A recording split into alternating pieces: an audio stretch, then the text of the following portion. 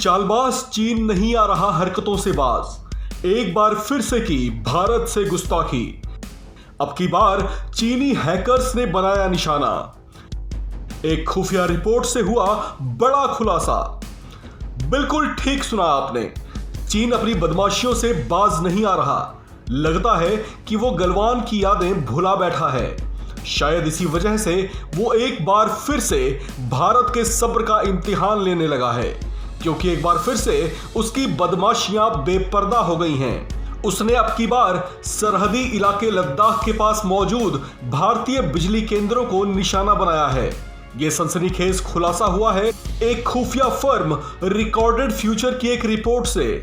इस रिपोर्ट में जो बातें सामने आई हैं वो बेहद चौंकाने वाली और परेशान करने वाली हैं, क्योंकि इससे चीन की बदनीयती का अंदाजा लग रहा है कि कैसे वो भारत पर अपनी कुदृष्टि गड़ाए हुए है।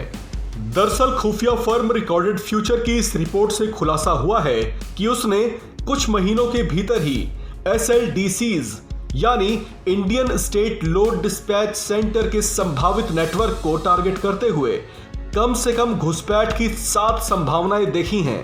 आपको बता दें कि ये सेंटर्स ग्रिड नियंत्रण के साथ साथ बिजली के विस्तृत फैलाव के लिए रियल टाइम ऑपरेशन की जिम्मेदारी संभालते हैं। इस रिपोर्ट से हुए खुलासे से पता चलता है कि कैसे इन 18 महीनों के भीतर ही भारत में स्थित state and regional load dispatch centres में से एक पर पहले रेड इको ने टारगेट किया था, जबकि इसके बाद अब हाल ही में टैग 38 को भी इस तरह की गतिविधियों में शामिल पाया गया है। खुफिया फर्म रिकॉर्डेड फ्यूचर की इस रिपोर्ट में यह अंदाजा लगाया गया है कि इस तरह की तमाम गतिविधियां भारत में कुछ चीन समर्थित हैकर्स की लंबे समय से जारी रणनीतियों का हिस्सा हो सकती हैं, जो कि भारत के लिए खासा चिंता का विषय हो सकता है, क्योंकि इस रिपोर्ट में यह भी कहा गया है कि चीन से जुड़े कुछ ऐसे समूह हैकिंग की ऐसी गतिविधियों से हमेशा खुफिया जानकारी जुटाने की कोशिश में रहते हैं।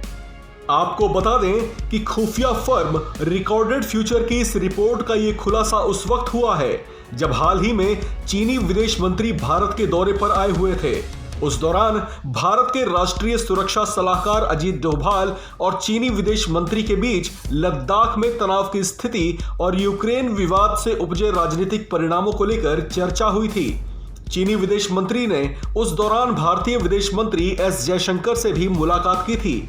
उस दौरान भारत और चीन के बीच सौहार्दपूर्ण माहौल में बातचीत हुई थी, लेकिन अब इस खुफिया रिपोर्ट से हुए संभावित खुलासे ने एक बार फिर से भारत को लेकर चीन की नीयत का एहसास करवा दिया है। इस खबर में फिलहाल इतना ही। बाकी खबरों के लिए बने रहिए वन इंडिया हिंदी के साथ।